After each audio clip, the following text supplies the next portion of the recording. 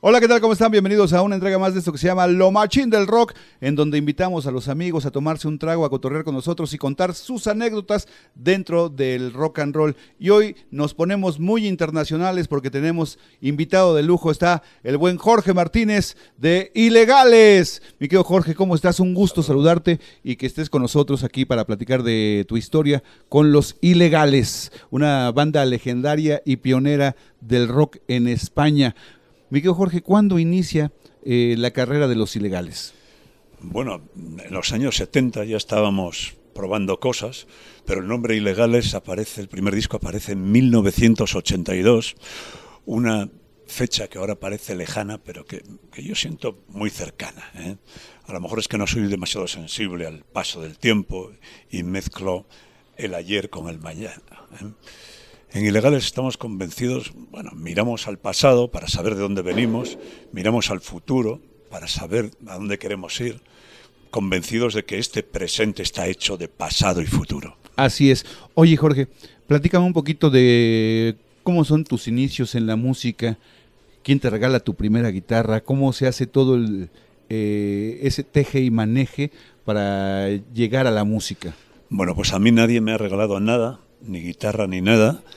Mis padres eran una familia conservadora. En España, a final de los años 60, si tenías una guitarra eléctrica, te miraban como si fueses un marciano. Tampoco aquí había muchas guitarras eléctricas. Exacto. Y como no me compraban una guitarra eléctrica, y yo tenía habilidades artísticas, se me daba bien la pintura, yo vivía en Vitoria, en el País Vasco. En ese momento me presenté a todos los concursos de pintura en los que había una dotación económica, los gané todos y me compré mi primera guitarra. Oye, ¿y quién te enseñó a tocar la guitarra? Porque eso es muy importante. Bueno, como tampoco tenía posibilidades de acceder a ningún maestro, ni clases de guitarra, ni nada así, me hice autodidacta. Aprendí solo a tocar la guitarra, ¿eh? Iba oyendo los discos y poco a poco fui aprendiendo a tocar la guitarra. Luego al final, cuando ya me desenvolvía medianamente bien, encontré un libro que traía algunos acordes y bueno, fui aprendiendo cosas. ¿Y recuerdas cuál fue la primera canción o melodía que te aprendiste en aquel momento? Pues lo primero que hice era intentar tocar los bajos de rock and roll, ¿eh? Cosas, ese tipo de cosas. Eso es lo primero que hice, porque no era necesario poner acordes para puntear, ¿eh? Primero empecé a tocar en solo y luego ya empecé con los acordes. Oye, y de los grupos, ya que hablas del rock and roll, ¿qué grupos de rock and roll de pues los 60, principios de los 70 en España eran los que tú admirabas? Bueno, yo a los 4 años de edad había descubierto a Elvis Presley, ¿eh? En España, cuando ya me decidí a dedicarme profesionalmente, yo tenía la edad de 12 años, descubrí a Los Bravos, Los Canarios, eran bandas que realmente funcionaban muy bien, y bueno, eran los héroes del momento, todo el mundo quería parecerse a Mike de Los Bravos o a Mickey de Los Tones, ¿eh? Era una cosa así. En la escuela, en el colegio, se prestaba mucha atención a la música de rock en ese momento. Oye, y bueno, tú y tu hermano inician en la música, ¿no? De la mano, tratando de hacer una banda. ¿Cómo se llamó esa primera banda? Bueno, la banda se llamaba Madson. Mi hermano tiene 7 años menos que yo, ¿eh? Entonces él era un niño, en edad casi infantil, tocaba el bajo rematadamente bien, ¿eh? Fue muy duro, casi nos costó enemistarnos, introducir a mi hermano en los secretos del instrumento. Pero tocaba francamente bien. Nos llamábamos Madson, era una banda de rock and roll, hacíamos una música peligrosa, ¿eh? De alto tanaje, tocábamos a un volumen desacostumbrado, los altavoces se rompían todos los fines de semana y teníamos que reponerlos. En fin, era un momento muy destructivo, ¿no? Bueno, y después de ese inicio con Juan Carlos haciendo con los Madson música, cambiaron de nombre también, ¿no? Sí, nos llamamos una temporada Los Metálicos, ¿eh? Porque era, bueno, por aquello de la robótica y no sé por qué pusimos el nombre. Pero finalmente, con mi hermano ya estaba fuera de la banda, decidimos llamarnos Ilegales. Hicimos una votación. Ajá. Y en ese momento, bueno, era la recién estrenada Democracia, hicimos una votación y había 3 nombres de los cientos de nombres que apunté en las que, bueno, que estaban allí para ser elegidos. Uno era Los Locos, otro era Ilegales y otro Los Hijos de la Gran Puta. Estaba muy bueno, ¿eh? Hicimos una votación y no nos poníamos de acuerdo. Si yo votaba Ilegales, la batería votaba Los Hijos de la Gran Puta. Si no, no había manera.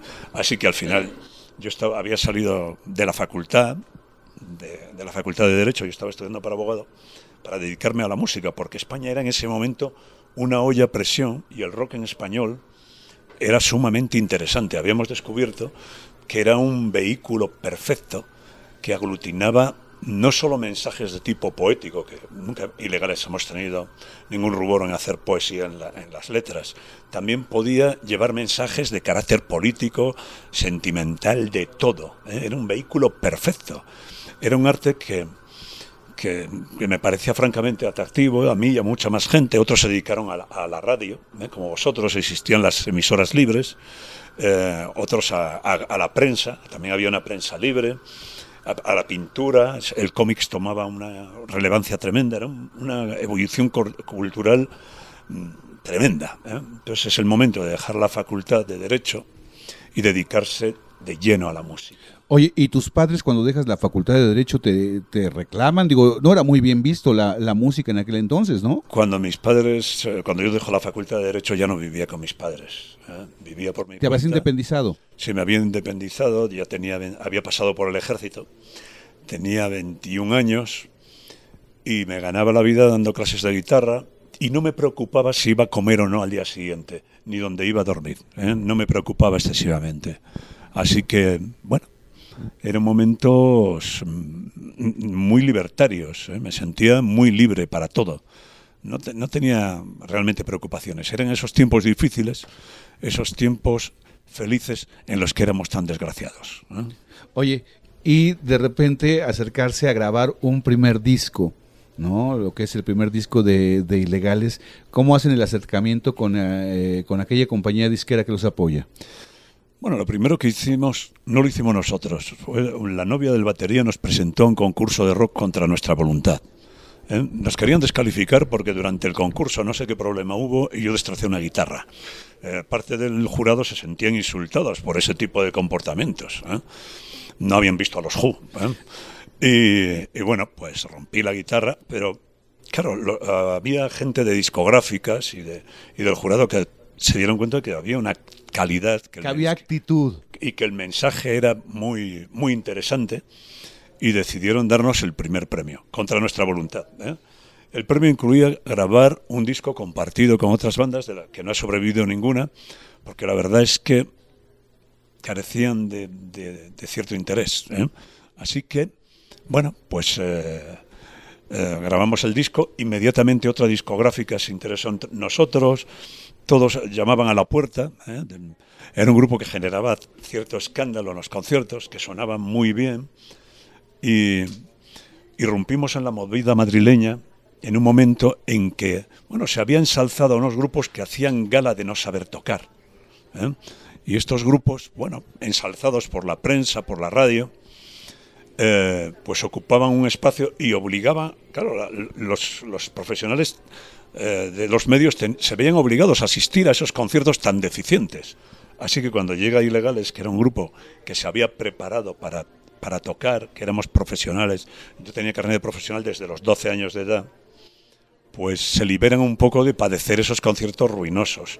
Y enseguida subimos como la espuma y empezamos a ganar probablemente demasiado dinero, cosa que nos hizo un poco de daño, pero no tanto que nos haya matado, ¿eh? Aquí estoy guapo, ¿eh? ¿Qué tanto daño te hizo ganar dinero a esa edad? Porque digo, o sea, hablas de ganar mucho dinero, entonces no para un joven no es tan sencillo asimilar lo que es esas cantidades. Bueno, el dinero es muy dañino, ¿eh? Yo bebía en exceso, pero al día siguiente se me pasaba la borrachera, ¿eh? Otros miembros de otras bandas, incluso de la mía, empezaron con drogas más peligrosas que el alcohol. El alcohol es una droga muy peligrosa y muy a tener en cuenta. Pero bueno, no me desvió el dinero de lo que quería hacer. ¿Por qué? Porque el dinero no es un deseo antiguo, no es un deseo juvenil, ¿eh? No es un deseo infantil tener mucho dinero. los deseos infantiles, juveniles, el hacer música rock de alta calidad, eso que veía en la radio, es lo que realmente me hacía feliz.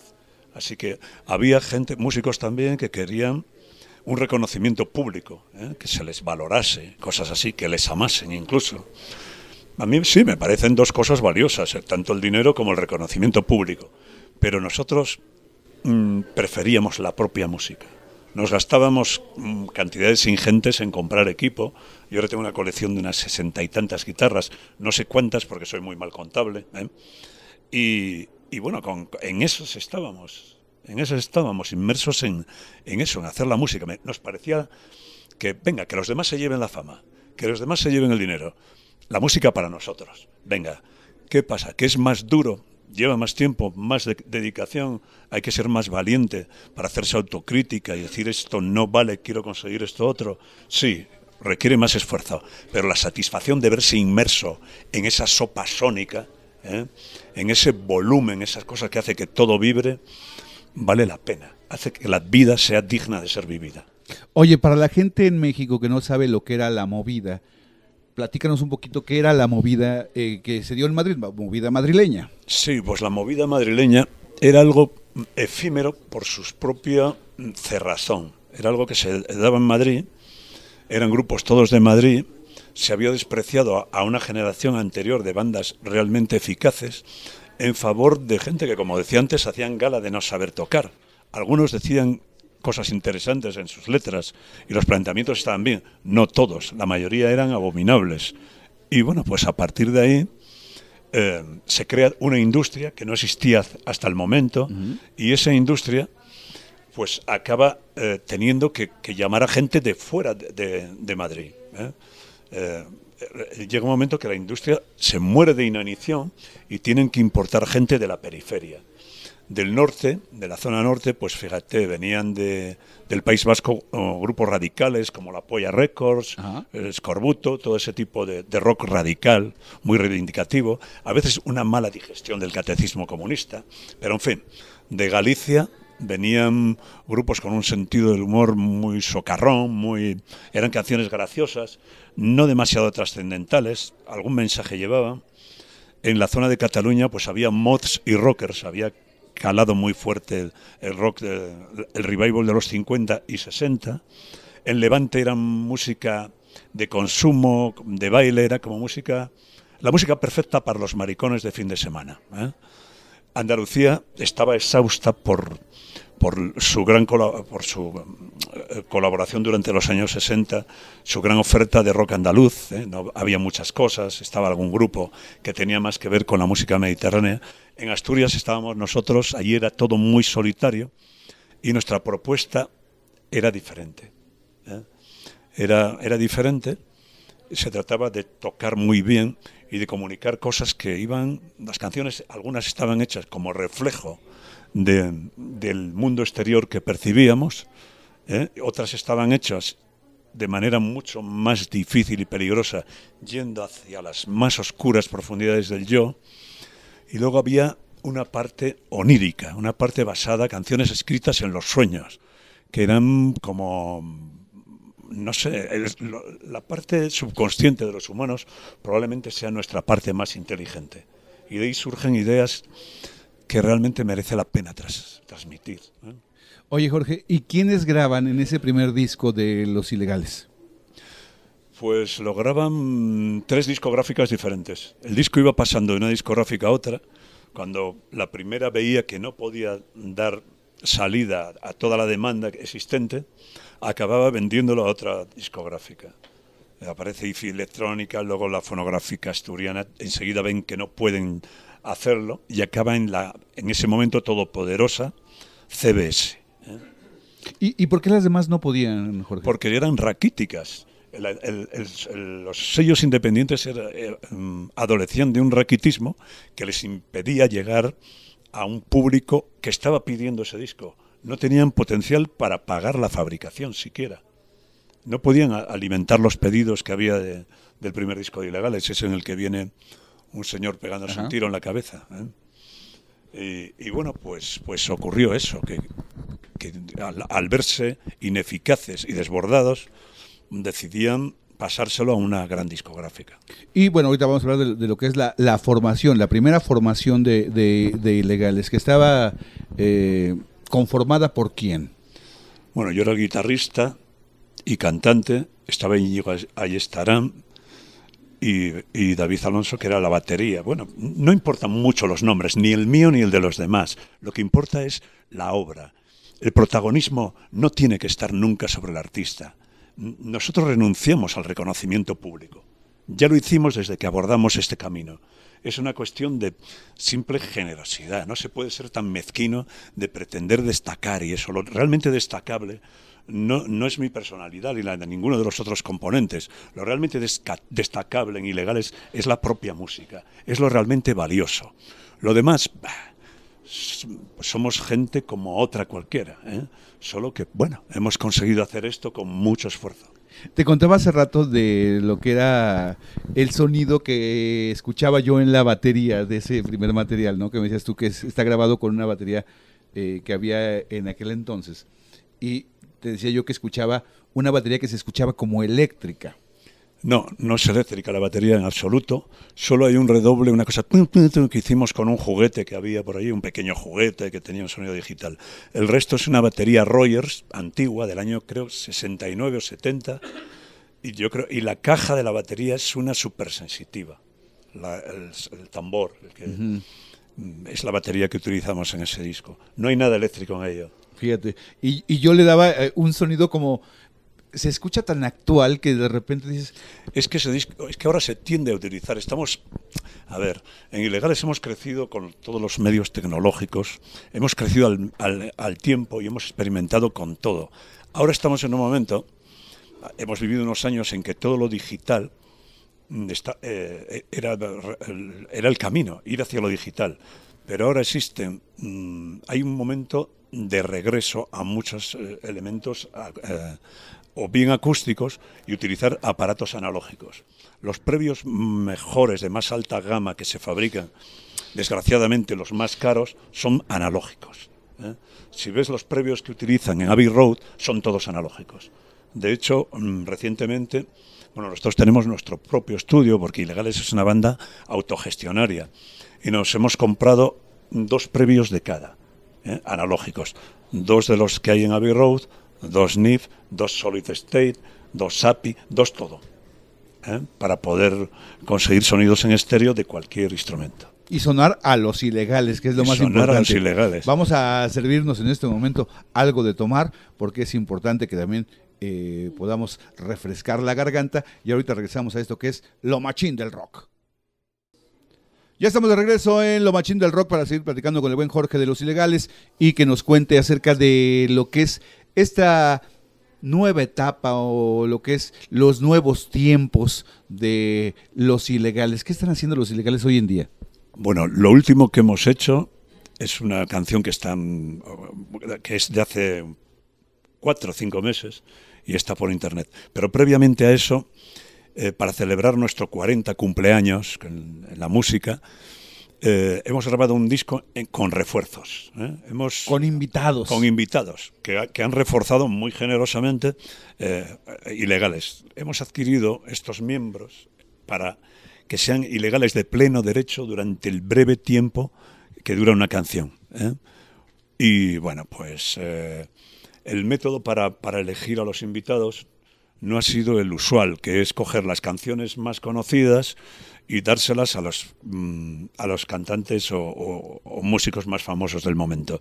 A mí eso me parecía una oferta ínfima, poco generosa, y es vender 2 veces lo mismo. Así que lo que hicimos fue una fórmula totalmente diferente. Cogimos canciones o muy poco rodadas o un montón de material, canciones totalmente nuevas, y lo que hicimos fue dejar que las canciones fuesen quienes invitasen a los colaboradores. Cogimos 16 canciones, venga, estábamos en...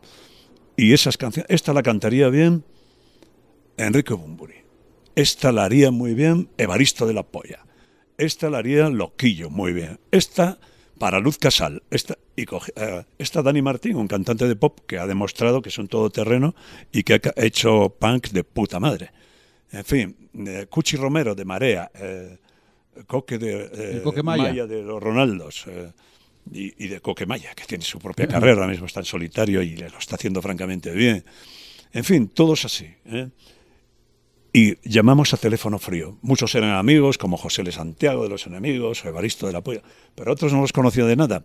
Y con la cara dura que caracteriza a Ilegales y el atrevimiento que debe tener todo artista, les llamamos a teléfono frío y todos respondieron positivamente, muy generosamente. Y bueno, pues ahí tenemos este disco, La lucha por la vida.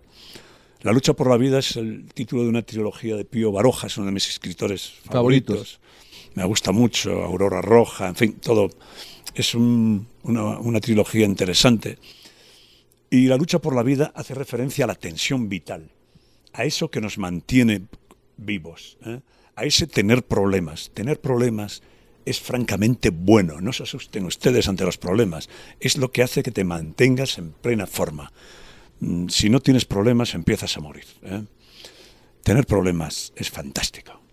Oye, esa canción que le diste, por ejemplo, a Bunbury, o sea... Es la única canción realmente antigua que hay en el disco. Exacto. Es una canción casi prehistórica porque la habíamos grabado en dos ocasiones. Una en el año 1978 o 79. Yo escribí eso hacia el 78. Y es una canción que habla de la guerra, de ese atavismo que llevamos con nosotros desde que éramos bacterias, desde antes de ser humanos. Ese combate constante. Probablemente también muy conectada con la lucha por la vida. Bueno, pues la habíamos grabado en el 79 y parecía como muy saltarina, como muy nueva ola, muy como la movida madrileña, solo que bien tocada. Y la habíamos desechado, no la habíamos editado en disco. En el año 88 decido recuperarla. Y digo, vamos a hacerla de una manera un poco más seria. Pero yo creo que quedó excesivamente solemne. Así que digo, bueno, vamos a incluir esta canción, aunque sea la única realmente antigua que hay en la colección, en las 16 de La lucha por la vida, y vamos a hablar con Enrique para cantarla. Y hablamos con Enrique Bunbury y conseguimos darle el tono que quería. Y le dio un toque especial, ¿no? Le dio un toque especial. Es muy Bunbury, muy ilegal. Todos los invitados suenan muy a su estilo, pero también muy ilegales. Las canciones de La lucha por la vida son muy diferentes. Ilegales ya desde el principio en el primer disco teníamos un problema serio, que es que había gente de la crítica que decía que no teníamos un estilo definido. Tener un estilo definido se llamaba a grupos que se repetían a sí mismos 1000 veces. Todas las canciones del disco eran iguales. Cambiaban la letra ligeramente porque el mensaje solía ser muy parecido y a mí me parecía que eso no tiene ningún interés. En Ilegales ya desde el primer disco se abordan muchos estilos de rock diferentes y incluso cosas que no son demasiado rock. En Ilegales contaminamos nuestra música con otros estilos que son los que le dan la fuerza y un tono un poco más original. Si es que se puede ser original en las artes, porque en las artes todos sabemos que todo viene de algo anterior. Probablemente gran parte de los escritores son conscientes de que Homero ya había contado muchas cosas. Las tragedias griegas y latinas ya hablan de muchas cosas de la naturaleza humana. El punk ya existía en Marcial y en Juvenal. Exacto. Hace 2000 años. Bueno, y Quevedo ya era un punky, muy punky en el siglo de oro español. En fin, se trata de llevar las cosas un poco más allá, a lo mejor de envolverlas de otra manera, pero sin fijarse demasiado en el envoltorio, ir más hacia a lo real, a la parte central, a la parte difícil y que a veces es incluso peligrosa. Oye, Jorge, ¿cómo escribe? ¿Qué es lo que piensa Jorge cuando escribe una canción? ¿O en qué se basa Jorge para escribir una canción? Pues comentaba antes que un poco el medio circundante es quien escribe las canciones. Las canciones a veces llaman, y además llaman a cualquier hora, a las 3 de la mañana cuando estás durmiendo, o nada más levantarte, o de noche cuando estás en una reunión, llaman y en ese momento tienes que ocuparte de ellas. Las canciones se ponen en tu hombro y dicen, quiero existir. Y en ese momento es el momento, hay que atraparlas y darles vida. ¿eh? Algunas tienen que ver con la parte circundante, con el medio, ¿eh? Tienen que ver con eso, con lo que estás viviendo, con las noticias de los periódicos, con las guerras, con las grandes estafas de políticos, otras o de banqueros o de lo que sea. Das la mano al banquero, cuéntate los dedos, ¿eh? Ese tipo de cosas. Otras pues tienen que ver con verse a uno mismo, ir hacia las más oscuras profundidades del yo que te comentaba, que es algo realmente arriesgado, porque puedes ver dentro de ti mismo cosas que te disgusten muchísimo. Puedes descubrir cobardías, puedes descubrir mentiras, puedes descubrir que no eres quien crees que eres, ¿eh? Puedes descubrir cosas muy dolorosas. No aconsejo a nadie que haga esto. Y otras canciones vienen del subconsciente, del mundo onírico, de los sueños, de los propios sueños. A veces las escribo mientras estoy durmiendo y me cuesta levantarme, hay que ser muy diligente. Creo que pulso el interruptor de la luz, pero no, estoy soñando. Lo vuelvo a intentar y la luz no se enciende porque estoy soñando y no estoy moviendo mi brazo hacia el interruptor. Finalmente lo consigo y empiezan a esfumarse rápidamente las frases. Toda esa visión tan inteligente de la parte subconsciente empieza a desaparecer. Y hay que escribir muy rápidamente o grabarlo. Buscar los acordes en la guitarra más próxima. Suelo dormir con una guitarra al lado. A veces en la cama, tengo una cama ahora más ancha, y pongo una guitarra al lado cuando veo que se va a producir esa tormenta creativa, ¿eh? Tomas la guitarra. Cojo la guitarra en cualquier momento y le hago cada cosa. ¡Wow! Oye, ahorita, ¿en qué están pensando los ilegales? ¿Qué viene para los ilegales? ¿Harán presentaciones en México? ¿Qué están esperando los ilegales para...? Bueno, estamos inmersos tenemos nuestro propio estudio, como te comentaba, y estamos inmersos en generar una buena colección de canciones. Algunas tristemente premonitorias. He escrito una canción hace unos 5 o 6 meses que describe perfectamente lo que está pasando en Palestina, incluso con detalles escalofriantes. Probablemente vienen de ese mundo onírico que de alguna manera se conecta con el pasado y con el futuro. O probablemente porque los humanos somos muy previsibles. Bueno, hay un montón de canciones nuevas que estamos grabando. También tenemos pendientes, debemos conciertos en Chile, tenemos 2 conciertos, 2 en Colombia, seguidos. Luego tenemos, no sé si 4 o 5 conciertos en Ecuador. Estamos valorando la posibilidad de hacer cosas en Londres, París, Múnich, Berlín. En fin, estamos muy... Claro, no podemos estar constantemente en gira porque entonces no habría discos. Y nuestra obligación es producir material nuevo. Le guste o no le guste al público. Hay que arriesgarse y hay que ofrecer cosas valiosas. Puede que hay canciones de ilegales que en su momento, cuando se editaron, no le gustaron al público. Ahora empiezan a entenderlas. El otro día me encontré con un amigo, que no sé si es tan amigo, que decía que empezaba a entender las cosas que grabamos a principios de los 90. Y yo, cretina. Sí, porque apenas va entendiendo de lo que estabas hablando. Oye, hoy en día, ¿cómo está la escena de la música hoy, del rock, allá en España? Bueno, pues por fin ha ocurrido una cosa. Fíjate, cuando Ilegales llegamos a América, es el año 1987. Y llegamos a Ecuador. En Ecuador querían prohibir el rock en español porque decían que los mensajes eran... que no se podía dar ese tipo de mensajes, que las palabras eran malsonantes. No todas lo eran, pero hay palabras en el léxico. Nosotros no ponemos palabras gruesas, como dicen en América, solo porque sí, para epatar. Son porque describen una situación. De hecho, creo que casi todos los textos son bastante incluso elegantes. Pero querían prohibir el rock en español. Un poco presionados por las disqueras anglófonas del momento. ¿Pensaban que era subversivo? Pensaban que era subversivo, les daba pánico. Algunos medios de comunicación, otros no, otros eran realmente aperturistas. Pensaban que era un vehículo que podía conducir a una postura libertaria y que podía liberar a la gente. Yo en ese momento no lo creía, desconfiaba del rock, que el rock tuviese esa capacidad, pero sí la tenía. Sí la tenía. Y dimos 2 conciertos en Ecuador y decidieron que se nos expulsaba del país y nos cancelaron todos los demás. conciertos. Así que nos tuvimos que ir porque había que cantar en inglés. Los grupos en inglés sí podían decir lo que quisiesen. Y eran grupos todo americanos, claro. Y cuando llegamos a España, veo que hay grupos españoles cantando en inglés. En un inglés que era una porquería de inglés. Inglés que no les quedaba muy bien. Muy deficiente. Y decían que era su idioma. Y yo, tío, no tienes ni puñetera idea de inglés y además esta letra es una mierda. Yo creo que lo que ocultaban era la deficiencia de los textos que escribían, que eran muy deficientes. Pues tuvimos que padecer ese tipo de bandas durante hasta bien entrado los 90, hasta el 96 o así, ese tipo de bandas. Bueno, pues eso ahora ya no existe. Hay bandas que siguen tozudamente cantado en inglés, los consideramos unos subnormales, están muy desprestigiados y se canta en español.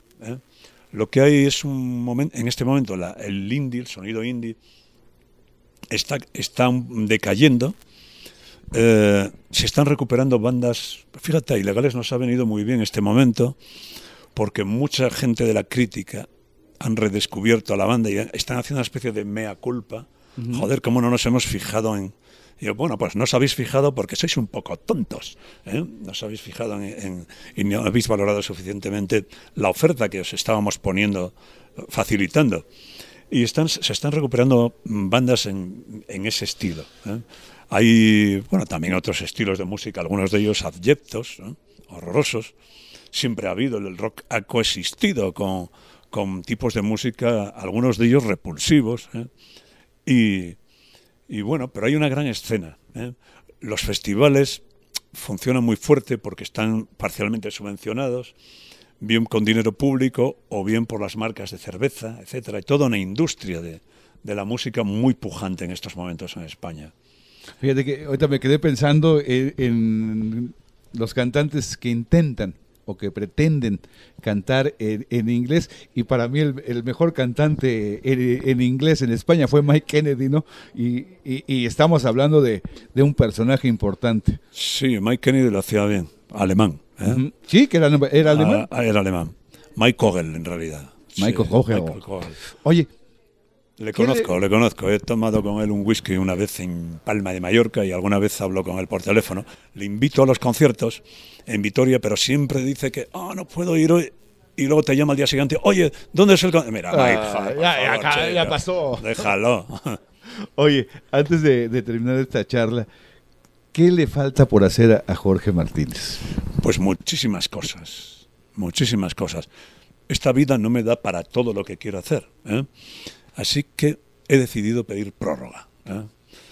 Hay muchas cosas que quiero hacer. Quiero experimentar no solo con cosas de música. Me han hecho ofertas para hacer televisión. De hecho, he estado alguna vez con cosas de estas para cine.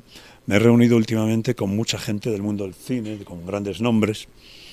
Y bueno, me gusta oír las propuestas. Me están invitando ahora a los foros literarios. Me están proponiendo que escriba editoriales realmente importantes. Me están haciendo ofertas para escribir libros, para hacer televisión, para un montón de cosas. Pero creo que